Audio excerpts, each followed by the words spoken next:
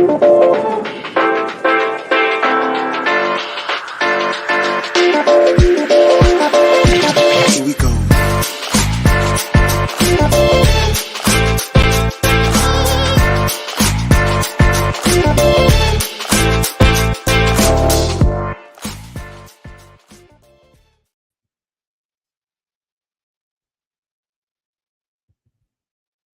What is up, everybody? It is Dr. Vibe here, host and producer of the Ordinary Dr. Vibe Show, the home of Epic Conversations, and I'm the host of Epic Conversations 2022 Best Pod. No, 2020. We're in 2022. 2020 Best Podcast News Award winner, 2018 Innovation Award winner given out by the Canadian Ethnic Media Association.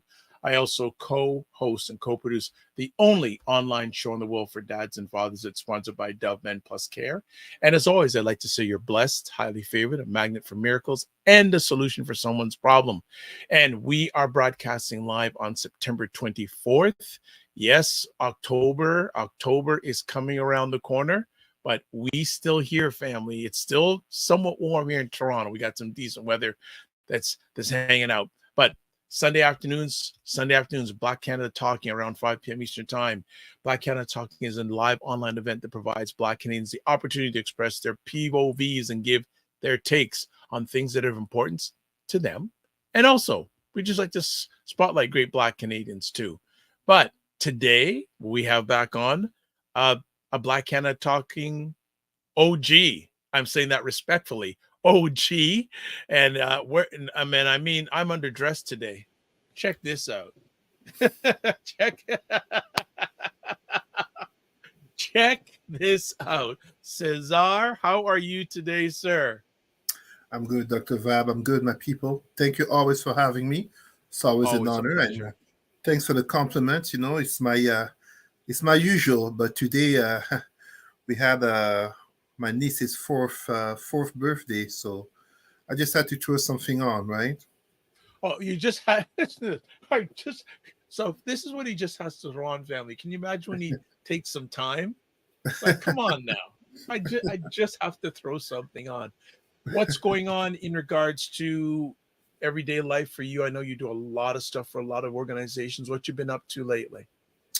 Well, allow me to promote. I actually don't have one of the flyers here, but I would definitely send that to you. I want to give a shout out to our CEO, Ketia Peters, and Program Director, Mark Jacob of Roots and Culture Canada for the great program they are running for our Black youth in regards to basketball, pizza, but also mentoring in partnership with Black History Ottawa.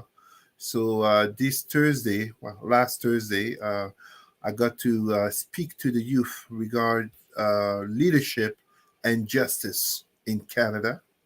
And at the same time, of course, giving trainings and conferences in Ottawa and outside of Ottawa. As you know, there's a rise of hate, and also there's a pushback against EDI, anti-Black racism education. And, you know, it becomes eventually a conflict of values, as notably this week in different cities across Canada, there were protests against LGBT education. But this also happened overseas in Europe. Such as in Belgium, in the same week where, notably in Africa, Kenya is looking at passing a law, that basically would condemn up to the death sentence people who are deemed LGBTQ. So, you know, like I tell my Black people, it has nothing to do in terms of, when I say embrace, in terms of, you yourself being LGBTQ. It's a matter of respect and dignity of others, of the difference, and it becomes a matter of values in terms of the type of society that we want to live in. Because, sometimes Black people hate when there's comparison between, let's say, LGBTQ and the Black cause, but the last time LGBTQ people were deemed illegal was also a time in which Black people lived under segregation and colonization. And let's never forget honoring people like James Baldwin And Martin Luther King, mentor Bayard Rustin, the LGBTQ movement began with Black people. That's very You know important to what? remember. I just want to interrupt before we go any further. So, a few things before we get started today. Mhm. Um, as always, if you haven't done it yet, I want to encourage you to subscribe to the Dr. Vibe Show YouTube channel and hit the notification button so you get notified for upcoming conversations. Also, like the Dr. Vibe Show on Facebook, YouTube, and Instagram. Two, if you want to advertise your business, product, or service on the show, please email me at dr period vibe at the dr vibeshow.com and love to do that. Now we got some people who are chimed in. One of the wonderful, I haven't seen this person in a while, green-eyed little baby. She usually chimes in on State of Things with Aisha, Jill, and Lala, but she's here this afternoon when we're broadcasting live. Great. And she goes, she is good. And she's great finally to get a notification for your show. Yay. So it comes through. And before we went live, Cesar and I, we had two topics we wanted to chat about, but I would like him to talk a little bit deeper on this subject since he already chatted about, because this past week in across Canada, and he was saying globally, there were arrests, heated exchanges at Mark rallies over LGBTQ school policies. So, Cesar, if you're comfortable, let's delve a little deeper, into this topic. Yeah, no, look, how can I put it? Oh, sorry, my light just went a little bit darker. No No, problem. I am absolutely in support of our brothers and sisters who are LGBTQ. I am a Pan Africanist, and yes, most Pan Africanists oppose LGBTQ rights because most Pan Africanists are actually Christians or Muslims. People often hear me talk about religion, but that's exactly what it is. Religion is the main driver of homophobia, whether we talk about homosexuality, going to hell, uh, false links with pedophilia, etc., etc. So protests that have occurred across cities actually also happen, as I was saying, um, in Europe. But what most people don't realize is that it is religious extremists, aka integrist extremist religious groups that tend to drive them. Although it is true 100% that there are concerned parents. There are concerned parents who feel, 5, 6 years old is too young to teach about sex to the kids in elementary school, and that it is not the job of the school teacher to do so. I could almost agree with that if it wasn't of the fact that indeed there are children who do have questions about such things in regards to the society and the times that they live in. And the coursing questions are not a matter of teaching kids to be gay or lesbian, such type of fears. It's more in terms of focusing on empathy and compassion and an opening to the difference. I know a lot of Black people will criticize me here without even knowing what these courses are about, without even having knowledge of what they are about. But two very important things I will tell our Black people. And Dr. Vibe, I think you know notably of the first one. Although we are under a conservative government here in Ontario, the conservative government of Doug Ford, when they came in, they scrapped notably the EDI and LGBT education that was there under the Liberal government of Kathleen Wynne. But then they reintroduced something that was even more progressive. So this government is very pragmatic in terms of adapting itself to the realities of the landscape. The same government that in 2020, when a certain George Floyd got killed, Doug Ford said there's no systemic racism in Ontario. A matter of what, 24, 48 hours later, recognizing that there is systemic racism in Ontario. Pragmatism, adjustments. So the very conservative government that's present here, and Doug Ford really does not embark too much on social conservatism. Although, of course, there's rhetoric against the woke, the extreme woke. This is another thing. Black people, I am woke. I'm proud to be woke. My family is woke. I want every Black person to be woke because being woke started with Black people 100 years ago. This was part of the Pan-Africanist movement to be woke, to be awake to the oppression of the state against black people. Stay awake, stay woke. That's where it comes from. White conservatives have basically polluted that term to speak of extreme leftists that they call woke. The other thing I want to bring to the knowledge of our listeners is that we're in 2023, 70 to 50 years ago, following the Supreme Court decision in the United States of Brown versus Board of Education that led to the desegregation of the school system, started the notions of adjustment and education of white children to the black counterparts, to the black schoolmates, educating them in terms of notions such as, black skin is not evil, black skin is not chocolate, black skin doesn't make you dirty. The type of education that a certain Dunham, I think her first name was Victoria Dunham, but that white woman who made the lie about Emmett Till. This type of education becomes necessary to create a better society. And when I say better society, and I know many black people hate why do you have to talk about the black plight when the topic is about LGBTQ? But because there are links in terms of oppression of people. It's like talking about the genocide of black people and not seeing links with the genocide of, for example, Jewish people in terms of how people become turned into objects to make it easier to kill them. So here, what I'm saying to our people, absolutely, I can understand the concern of parents, notably black parents, in terms of what is taught to the kids at school. But I would invite them to pay attention and to stop falling for the videos and the rhetorics of the extremists in terms of, always the sensational video to bring people to be excited and to be angry. Many of these anti-LGBTQ protests, it's extreme Muslim and Christian organizations that are behind them. And white conservatives. You think I'm going to ally myself to those people? The same people who tomorrow will turn against you. I mean, it made me laugh when I saw a veiled Muslim woman protesting against this, fully knowing that they are protesting with people who tomorrow we tell them, go back to your country.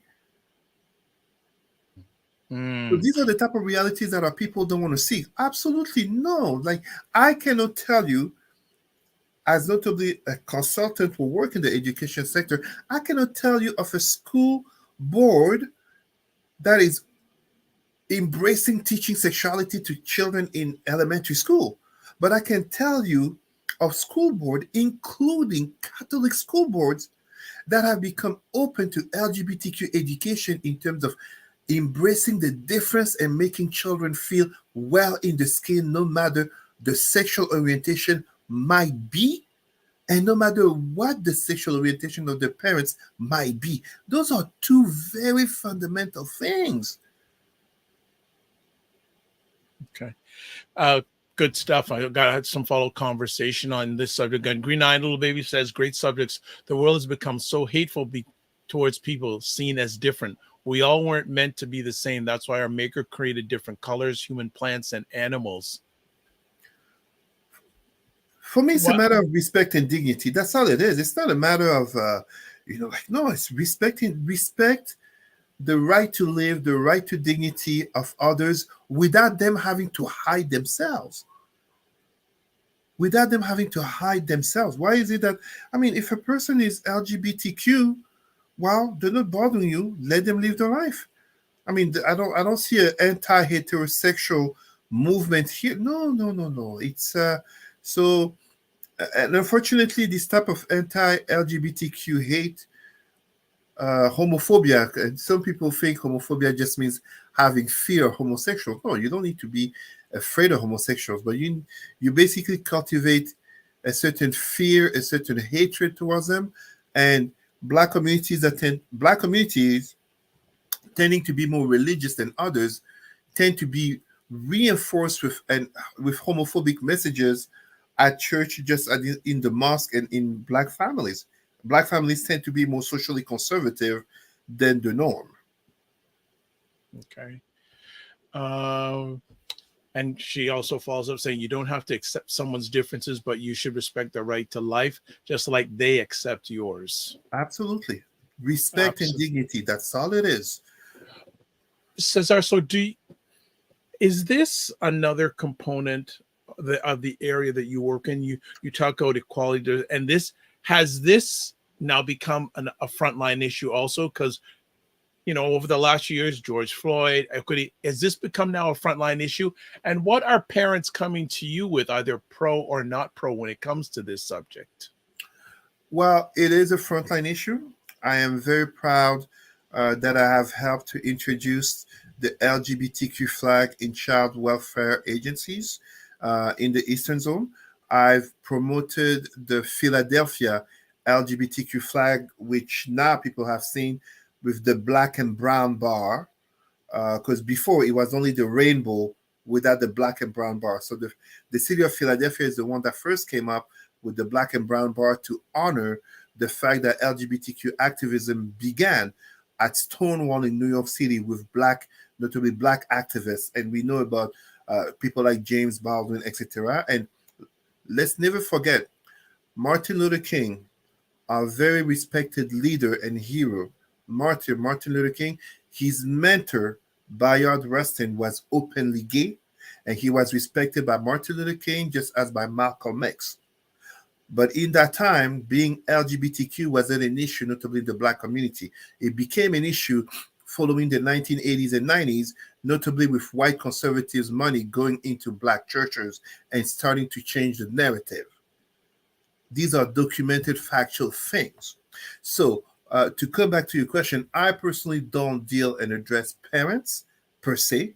Uh, I speak more with senior leaders and public servants, and it's a matter of educating them. Now, there is resistance on one side. There's a general resistance in society regarding EDI and everything that comes under the umbrella of EDI, indigenous issues, anti-Black racism, LGBTQ disability, immigration, etc. But there is also resistance and pushback, notably in terms of workers, notably public servants, in regards to feeling like uh, these are not values that they embrace. And some have decided to leave the agencies. Some have had to be told very straightforwardly, this is where we are going. You are either part of it or you basically would have to leave. Before some people start to think, oh, this is extremist and all that. In 2023, do you want to work in a workplace where someone expects to be hired, to be working, and to stay at work and say Black people are inferior, women are inferior, women are going to hell because they have menstruation, Black people are going to hell because the skin is the skin of the devil? You wouldn't accept that. So why is it that you would be okay with discrimination towards a certain type of group simply because they don't share your sexual orientation? So these are important things that we must recognize will contribute to that hatred. In 2016, I think it was in Miami, the gay nightclub Pulse in Yes. Orlando. Yes. Yep. And that shooting that happened, it was by an extremist Muslim person. But ultimately, it's not because he was Muslim.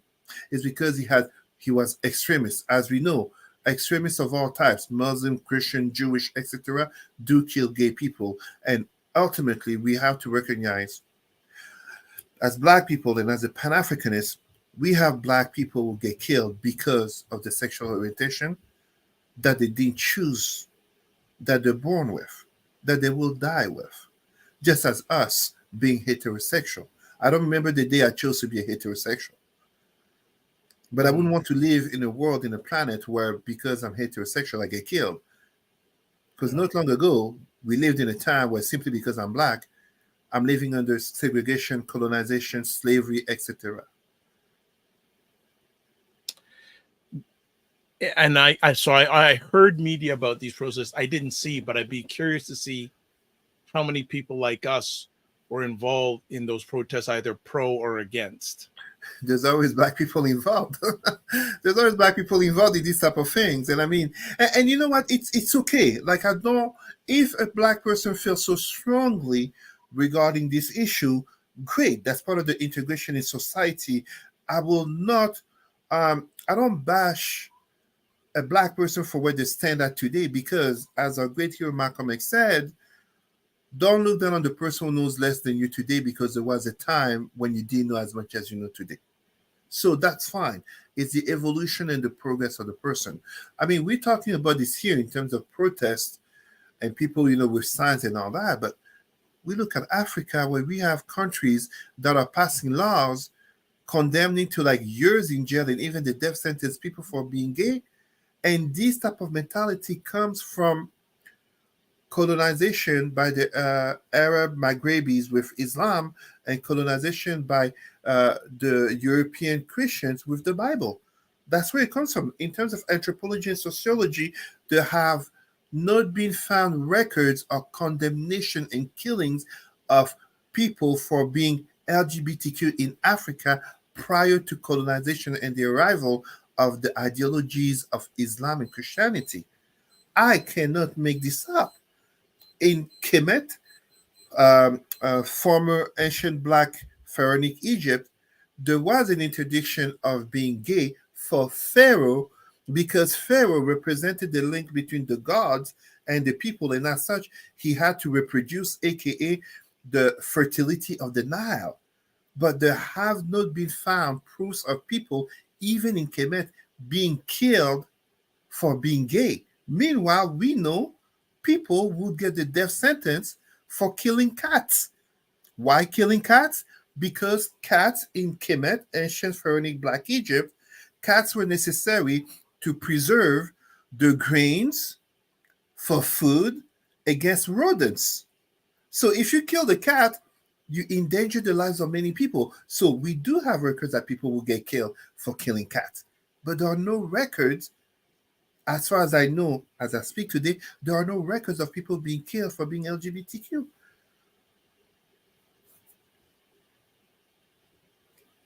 Oh, you're mute, Dr. Vibe. You're mute. Hot topic, hot topic, hot topic. Love it, love it, love it, love it, love it. And again, it was something that, it just came up. It So just that's came up. It just came up. But this shows again the weight of what our ignorance can produce as black people.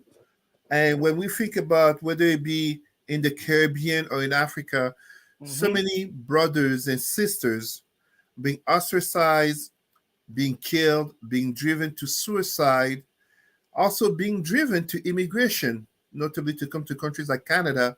Yes. Simply because of the difference, because of the mindset of the colonizers, the enslavers, with the so-called holy books. That is fundamentally a problem, because in the world that we live in today, I dare anyone to come show me the white Europeans or white Arabs or white Jewish or white Indian people or Asian people who are victim of ostracism or led to suicide or killed by their own because of a black ideology. I challenge anyone to come bring me those examples. I don't know any. All right. So for our topic, we had no idea we were going to chat about at the beginning. That's where things. There's so many things that come up with that, and that's so. I think also too. When I had hair, and when I was in high school, I had a teacher named Mr. Patrick, grade 9 consumer ed class, and he said something that I've never forgotten. He said back then, he says, everything that happens in the U.S. within 10 years will hit Canada. This started in the U.S. a while back. Like the battleground over the last year or two in the United States, especially politically, the school system. And now you see it's filtering up here. So definitely we'll keep an eye on this story. What we're going to do, we're going to take a quick little break, probably a 30-second break, and we'll come back. And on the other side of the break, we're going to talk about the Canada-India squabble. Ooh, actually, last night I was hosting State of Things with Aisha, Jill, and Law. They said, Dr. Vibe, you got to talk to us about that. You're not telling us about that. And they're based in the United States. So people in the U.S. are asking us about this. And we're going to get a Black Canadian lens on it from Cesar. I'll add a little bit myself. And then we're going to talk about a very special announcement from the UN that Cesar is involved in. So this is beautiful. So we'll be back in about 90 seconds. You know, and that's what I feel like. You feel like you're the Harry Tubman of the mind. I am. I feel like I'm the I'm one of the Harry Tubmans of intelligent Black people. Like, I want to liberate y'all from like being left behind and ignored and oblivion. No, really, the rappers get all the attention. You know, seriously, does anybody else feel this way? Like ignorant Black people, they'll be all up, you know, getting all the headlines on the Shade Room. Overly sexualized Black folks. Like the twerkers and the, you know, just people that, you know, don't always represent the best of us, you know, the diversity, you know, like people like Dr. Vibe. Like, everybody should know about people like Dr. Vibe. Dr. Really Vibe he's trying to do good work for Black people. Dr. Vibe from Toronto. Good to see you, my brother. Dr. Vibe. Everybody follow Dr. Vibe. He has a great show. He's very good at what he does, and I have a lot of respect for him. Okay, so let me hop into this. What's up, Dr. Vibe? How you doing? Everybody, if you see Dr. Vibe in the chat, everybody go follow the Dr. Vibe show. Dr. Bob is a real smart brother and a good human being. I like the guy a lot, and he's very intelligent. And I think everyone should pay attention to what he's got going on. We got to shine the spotlight on the intelligent Black people out here that are really doing the good work. Don't just pay attention to the rappers and the celebrities. You know, a lot of these people are losers. Your true winners are your people in your community that are really having your back. You know, helping us to have stronger families and a stronger community. So Dr. Vibe is in that category. So you might see the Dr. Vibe show in this chat. If you see him, please go follow him. Okay. All right. So anyway.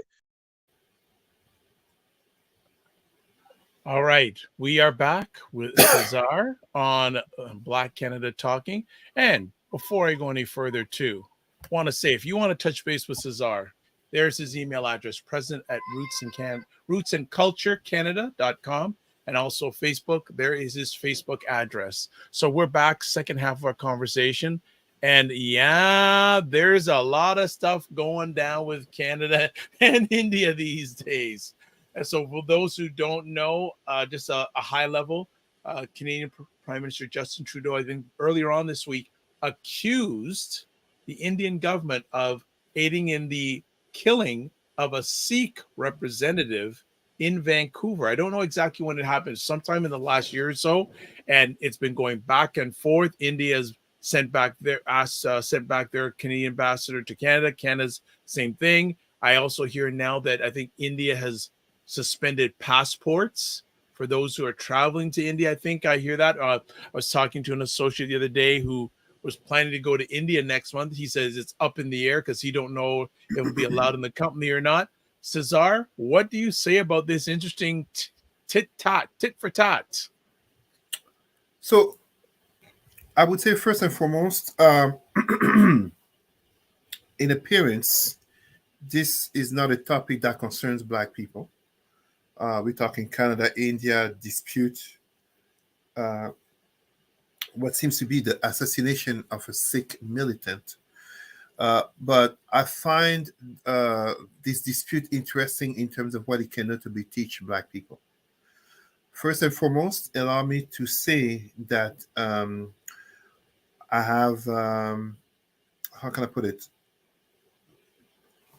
I've been well treated by this community, the Sikh community. I've been to a Gurdwara, basically the temple. I may have mispronounced the name. I apologize. I've been well received by Sikh people. I've been well received by people from India all over. So you're talking about Hindus, Buddhists, etc. So in appearance, it doesn't concern us, but we have to notice something here. It's beyond the assassination of a Sikh militant. Basically, this Sikh militant who Canada says was killed by orders of the Indian government, it comes in a context of India under the government of Prime Minister Modi having an one would say ethno-religious nationalist government. through the BJP party.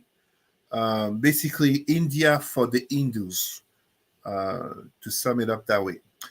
But about 40 years ago, I think 1984, the former Prime Minister of India, Indira Gandhi, she's not the daughter of Gandhi, Mahatma Gandhi, but the daughter of Jawaharlal Nehru, the first Prime Minister of India.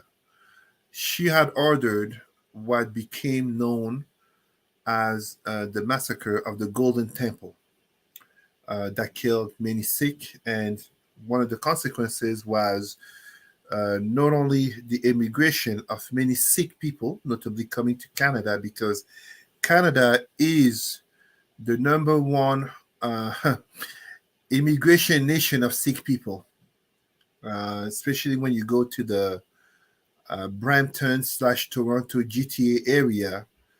And if you drive on the highway, like I do, notably for work, you know about a strong presence of Sikh drivers in the trucking industry. And mosques. There you go. So the other thing that's also important to understand is that one of the consequences is that Indira Gandhi, that former prime minister, well, her bodyguards were actually Sikh. So they killed her.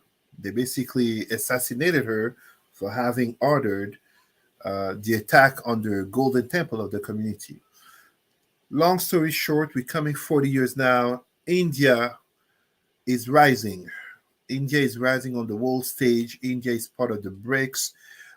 India is now part of, no, not part. India is the nation with the highest demographics in the world. It has surpassed China, I believe, earlier this year, if not last year, but I think earlier this year. So how does that even relate to what we're talking about in regards to Black people? Well. Look at the strength of the Sikh community, my friends. Look at the strength of the Sikh community to the point where Canada is basically able to enter diplomatic disputes with India that are going so far as the cancellation of visa. Meanwhile, let's be honest here. Canada has foreign students. The number one community of foreign students is Indian, 40%. Foreign students bring in a lot of money. I mean, they get charged, what, 2 to 3 times more in colleges and universities than national students. So, to me, what is happening here, and of course, it will settle, it will calm down. Two states are not very likely to end diplomatic relations when they have economies that connect, when they have strong cultures, when they have both not only a former colonizer, Great Britain, they're both part of the Commonwealth, but at the same time, Canada is seen positively in India, and the Indian community diaspora is seen very positively in Canada. I mean, you don't think in Canada, you don't think of extremism and you think Indian, or even you don't think Sikh. However, the dispute is more in terms of what's happening in India, because the Sikh, there are some Sikh militants, SIKH, just to make sure, who are basically fighting for the creation of a Sikh ethno-religious independent state by the name of Khalistan. So this is having an impact in terms of Canada-India relations, because to give you perspectives, it would be as if the Indian government was hosting a large community of French Quebecers, and they were notably giving them room to advocate for the independence of Quebec. We can be sure that Canada would not take that very well. Now, it's not for me to, it's not about, I mean, we're Black people. We're not here to choose Canada, India. We are in Canada. We are proud of being Canadians. And I do agree with Prime Minister Justin Trudeau. If this Sikh person has a Canadian passport, he's therefore a Canadian citizen, and no foreign government can be can think it's okay to come kill a Canadian on Canadian soil. If I don't agree with that, then that would be like saying, hey, Dr. Vibe, what's your background? Did you say Jamaica? The Jamaican government could come kill you despite you being a Canadian citizen, having a passport, and paying your taxes. That would be totally wrong, just as me, born in Cameroon. Let's say the Cameroonian government gets offended of something that I say and they decided, like, to take me out. No. So, yes, I am totally supporting Canada. So what are the lessons for us as Black people? Because that's really what concerns us. Let me repeat what I just said.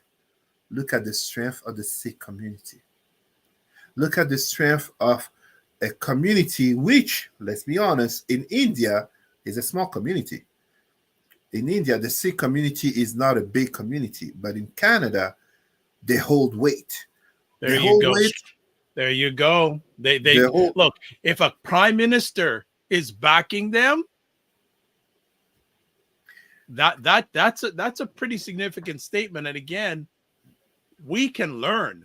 We can learn. We can learn. That's what I'm saying. I mean, let's forget India. Let's give another community that we have realized how much power they have, the Ukrainian community. Sure, you can say they look quite just like the Franco-Ontarians or the Quebecois or the Anglo-Saxons. No, Eastern Europeans, Ukrainian community. Our finance minister and vice prime minister, Chrystia Freeland, is of Ukrainian heritage. You see, the strength of a community where they come to Canada as refugees, they get the red carpet rolled to them. But if you come from Haiti or Ethiopia, Afghanistan, you get a different type of treatment. So, as Black people, this is a good reminder, a lesson for us to build stronger communities. We should not act like, this is none of our interest. No. The Sikh community truly has been to Canada in the last 40 years, notably with the discrimination and the violence that they were suffering in India, as I gave the example of the attack on the Golden Temple. And in 40 years, they have built a community strong enough to impact not only provincial politics, but also federal politics. I mean, we can't pretend that we don't see the Sikh parliamentary members next to Pierre Poilievre and before a certain Stephen Harper. And they're there in parliament with a turban. Meanwhile, we have Black people who are ashamed, scared of wearing traditional African outfits in public. Jagmeet Singh didn't take off his turban because, oh my God, now I'm leader of a political party in Canada. I must integrate. Let me fix my beard. He stayed true to his identity, and he's been there now for years. The Sikh community. Very good point. So we talk. I always talk about the successful communities, Jewish, but let's say they're white, Chinese, Indian, Sikh. Technically, Sikh are Indians, but you see what I mean? The Sikh community. There you go. So this is for us to learn. This is for us to build strong communities. The Gurdwaras are basically the cultural centers. They are there in the big cities. It's interesting you mentioned that. Just to build on that. Sorry to interrupt. I'll let you finish your point. Go ahead. No. Go ahead. I was just saying. It's interesting in media. You don't see as much a negative portrayal of those cultures as our own. Because they're strong. When you're strong, it helps to protect you. It doesn't mean that you won't be attacked. There's still anti-Semitism going on. But, the Jewish George Floyd is not exactly someone that we hear about in the news. Meanwhile, every month, there's a new Black George Floyd. The Chinese every month, every day. Right? Because we only hear about the extreme one of those every day. And let's not forget that we have sisters who also get killed. Sandra Bland, for example. There's many. So, but we don't hear about where's the Jewish George Floyd? Where's the Chinese George Floyd? Where's the Sikh George Floyd? Don't get me wrong. There should never be one. I am not here saying there should be one or no, there should never be one. So why is it that we're having black versions of George Floyd, of Sandra Bland? Those are the ones that make it to the media. So imagine the vast amount that never make it from here in Canada all the way to Brazil and going to Europe, going to Israel, going to Australia. Australia, the country that jails the most children. And those children, they're not white children. They're indigenous blacks. That's what I mean. All right. Okay, let's move to our final conversation topic today, and we're ending up on an upbeat. Cesar brought this to our information. UN report urges countries to consider financial reparations for transatlantic slavery. This is very much near and dear to Cesar's heart, and I think it should be near and dear to any Black person's heart. But Cesar, thank you so much for bringing this table. Can you give us a lowdown on this? Well, basically, and I think Dr. Vab, you may have the photo story. Yeah. Oh, sorry. Okay. Well, what I'm going to do is I'm going to bring the photo first, and then I'll bring the story. So let's see if we can do. Okay, we're going to do the photo first. Hopefully, it's going to come up. It's going to think here. All right, let's bring. Okay, here we go. Here goes the photo. Thank you.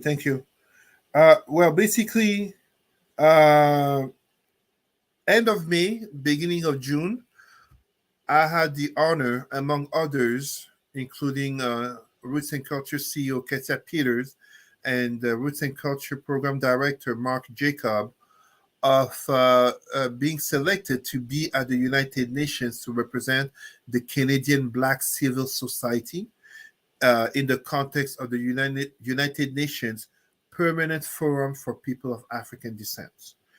And the issue of reparations for slavery is, not only was then, but is still a central one to address. So the United Nations this week, basically including the Secretary General, the United Nations Secretary General Antonio Guterres, basically the UN is moving forward with not only recognition but truly speaking of financial reparations for the transatlantic slave trade of Africans.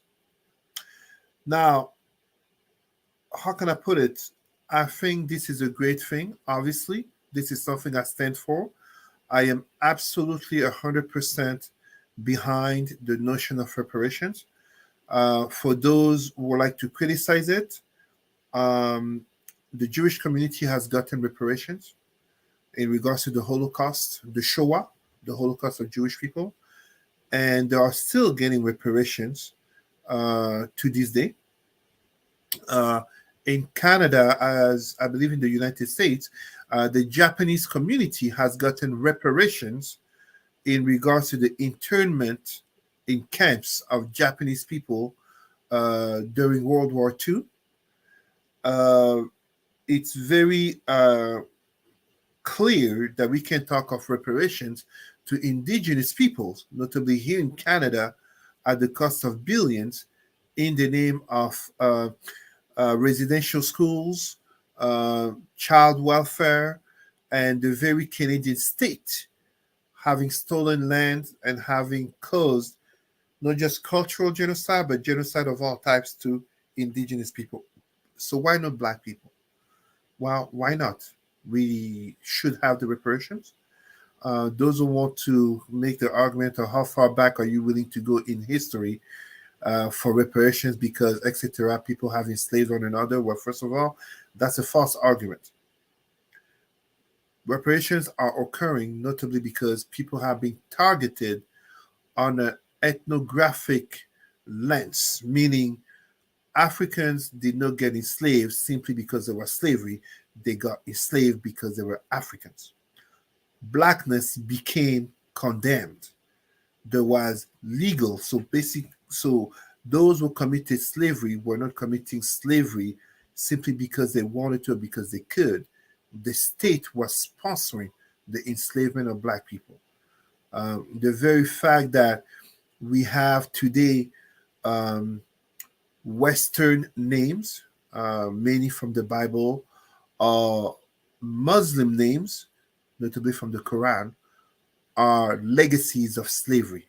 Now, one of my first criticism of this, and I was one of the rare ones to address this at the United Nations, as I didn't get to have 2 minutes to speak for those 3 days I was there. I was never picked to speak, but one of the things that is important to remind our black people, the enslavement of black people by the white Europeans basically lasted, the earliest date I can give you with my historical knowledge is 1443 by the Portuguese off the coast of Capo Verde until 1888, again by the Portuguese in Brazil.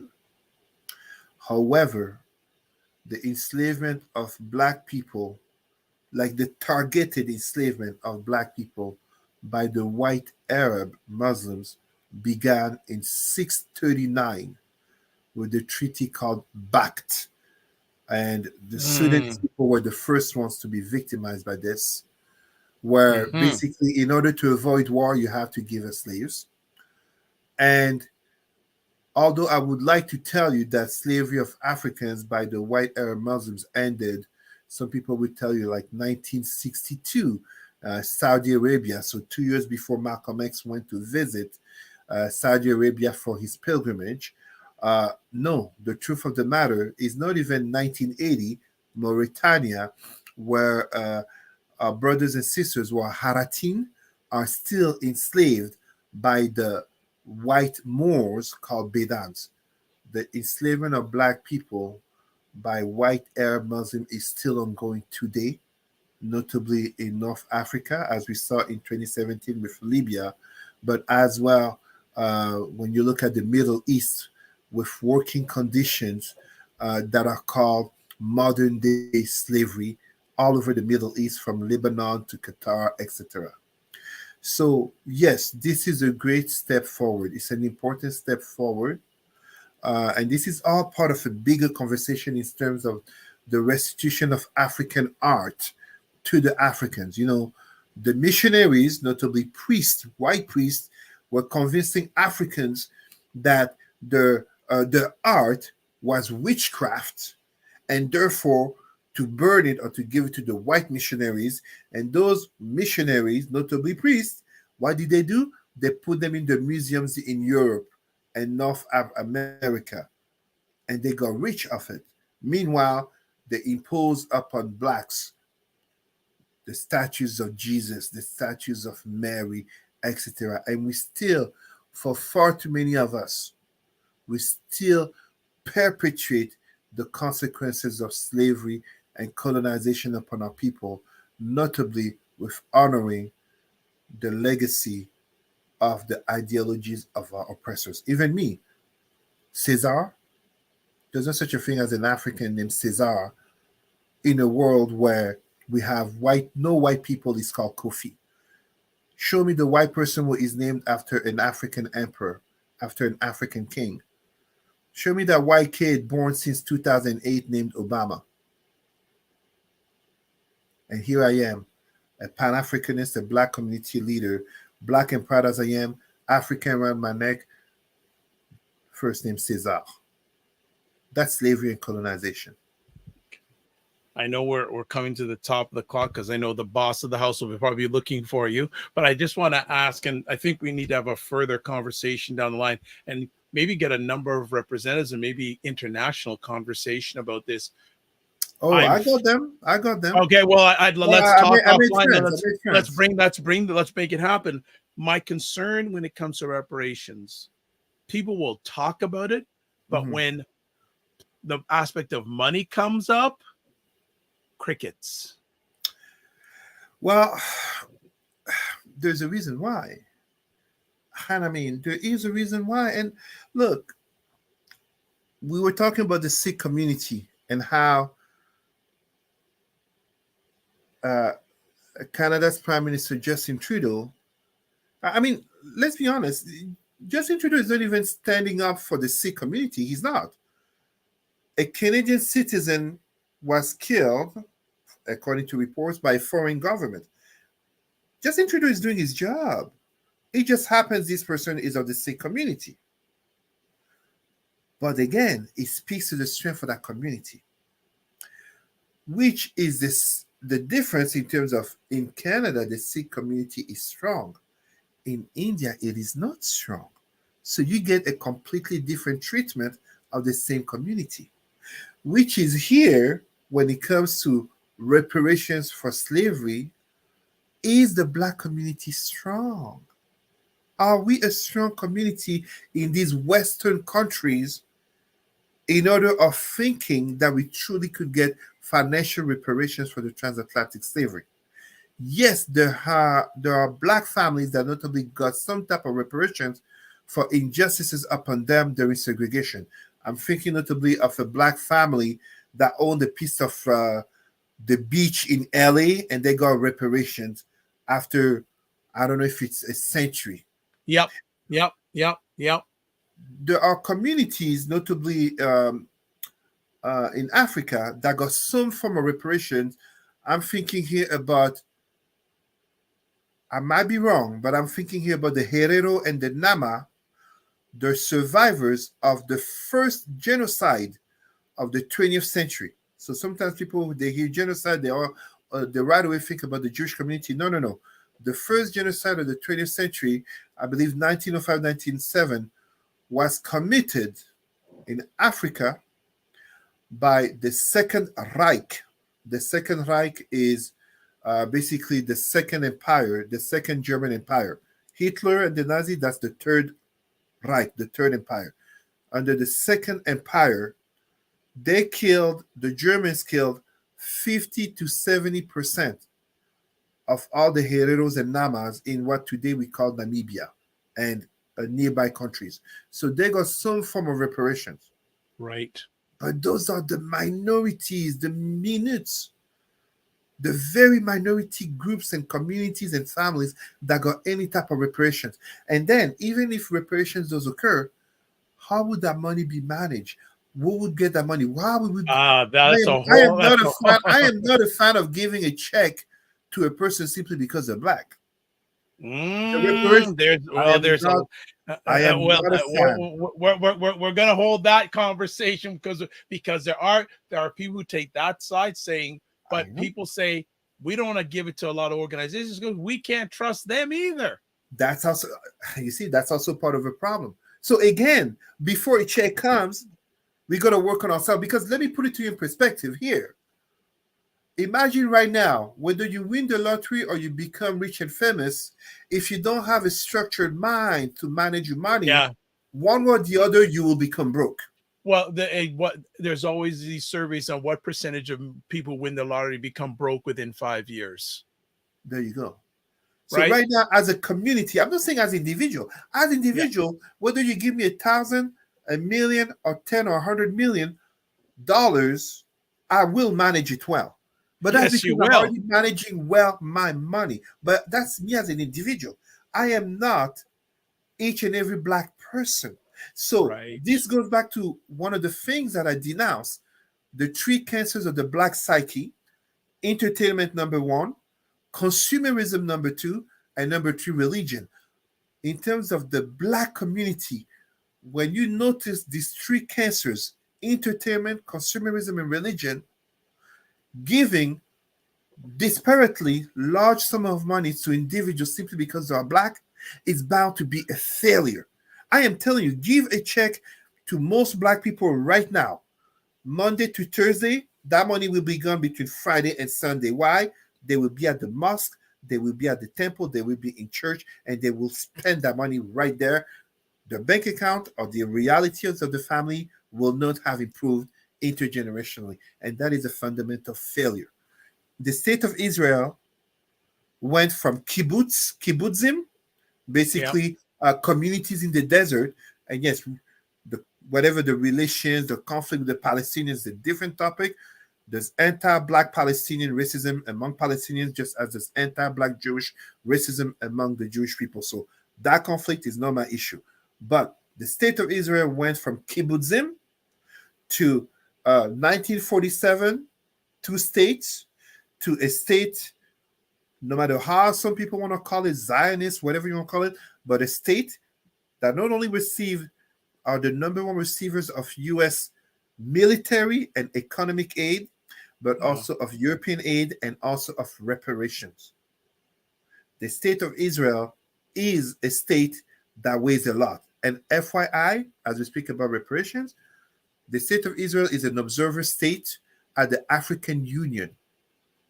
Meanwhile, Haiti, First Nation that started a revolution to end slavery, is also an observer state. That's a travesty of Black pride. We'll end it on that note. Excellent stuff today. So as All right, I said thank you so much. before we started today, we're sort of jambalaying around in regards to conversation topics, but you know what? We just bring something up and Cesar brings the heat. So as always, Cesar, I want to thank you for taking time out of your positive, productive schedule. Most importantly, as a dad, as a father, as a change maker, a great change maker. Thank you. with our people. We are so happy to get you when we can get you. You know that, and we get you when we can. So I want to say thank you so much. Anything you'd like to end off with, or anything coming up that we need to be on the watch for? Yes. So last time I was talking about it, but allow me to add further. I want to congratulate Natif TV, the first, they say, multicultural television, but also web TV channel in Quebec, where basically, we say minorities, but truly we are not minorities. We are the global majority. Non-white European people will be seen under better positive light on the Quebec screen. At the same time, there is an event coming if you're in Ottawa, October 7th. I will be part of a panel that will basically address some issues impacting Black males in Canada, in the area. I will definitely send that info to you, Dr. Vibe.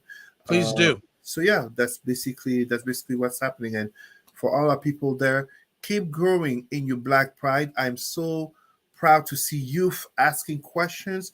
I'm proud of seeing people like I go to Afrofest when there was an Afrofest here in Ottawa, and people noticing, how I'm dressed, coming forward, asking questions, whether it be on religion or politics or society, people talking about wanting to connect with the roots of the ancestors, wanting to know the truth. People who have seen me on TV, seen me on panels, on conferences, on debates, on Dr. Vibe. Please, my people, grow in your pride. This century can be an African century. It can be a Black century.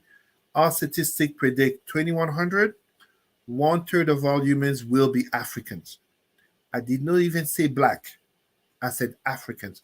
1/3 of humans. Let us make sure that we don't have 1/3 of humans who are still mentally enslaved, mentally colonized. Let us exit those chains of mental oppression that have been put over our people. Thank you, Dr. Lai, for the work you're doing towards that. No, it's hard work, not hard work anymore, my brother. There's his contact information, email, president@rootsandculturecanada.com, Facebook, Cesar Remy Emery. And I will just add before we let Cesar go, as one of my gentlemen I respect said to me today, just don't know your truth, tell your truth. Indeed. So thank you very much, Cesar. Thank As you, always, Dr.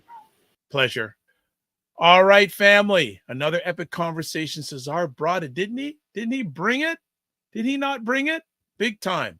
So before we close out, if you want to watch replays of this epic conversation called Black Canada Talking, go to The Dr. Vibe Show, YouTube, Facebook, and LinkedIn. Also, go to my website, thedrvibeshow.com. And some other housekeeping things before we get out of here today. Please subscribe to the Dr. Vibe Show on YouTube and hit the notification button so you get notified of upcoming conversations. We got a number of those coming up all the time. And also to advertise your business or service or your product on the Dr. Vibe Show platform, email me dr.vibe at thedrvibeshow.com. So this is how we close it out. Oh, you know, one other thing, how you can contact me. Sorry about that. Website, thedrvibeshow.com. Email address, dr.at thedrvibeshow.com. YouTube, Facebook, LinkedIn, The Dr. Vibe Show. Twitter /X, I guess it's soon got to be X, at drvibeshow. And then finally, Instagram, at the drvibeshow. So we close out with this. Live your life as a dream. If you can dream it, you can make it. Sometimes you have to get small to get stronger. Block assumptions, then aim bigger, aim better, aim higher, aim wider. Love, faith, and respect. And remember to give yourselves grace. Keep the faith. God bless. Be well. Walk good.